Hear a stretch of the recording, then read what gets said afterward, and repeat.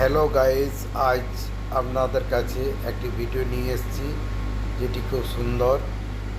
আমরা যে আঙুলে সোনার আংটি পরি সেটা কতটা ভালো কি খারাপ সেই গুণটা আমরা দেখব এই ভিডিওর মাধ্যমে। শুনতে থাকুন, দেখতে থাকুন। আঙুলে সোনার আংটি পরলে কি হয় এর উত্তর বলতে গেলে আমরা বিজ্ঞান, আয়ুর্বেদ এবং জ্যোতিষশাস্ত্র এই তিন দিক থেকে বিচার করতে পারি।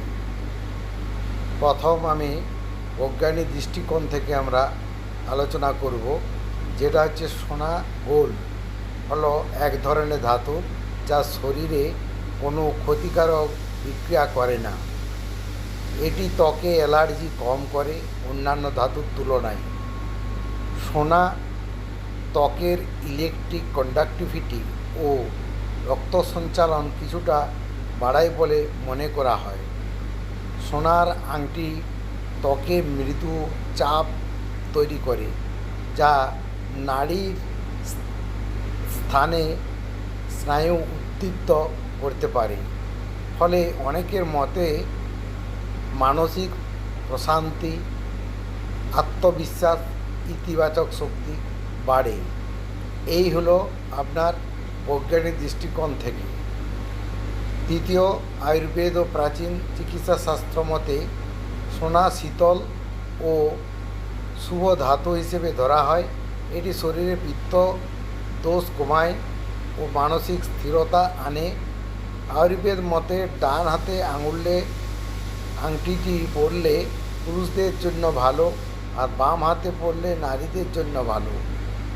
নাম্বার 3, জ্যোতিষ মতে সোনা সূর্যের ধাতু বলে বিবেচিত, তাই এটি আত্মবিশ্বাস, স্বাস্থ্য, নেতৃত্ব, সৌভাগ্যের প্রতীক। সাধারণত সোনা পরা হয় রবি, সূর্য শুভ করতে, বৃহস্পতির জ্ঞান ও সম্পদ বাড়াতে। কোন আঙুলে পড়লে কি হয়? জ্যোতিষ মতে তর্জনীতে পড়লে বৃহস্পতির গ্রহের জ্ঞান, আত্মবিশ্বাস, সম্মান বাড়ায়। মধ্যমা শনি স্থিরতা, বিচারবুদ্ধি বাড়ায়। অনামিকা সূর্য, কনিষ্ঠ বুধ।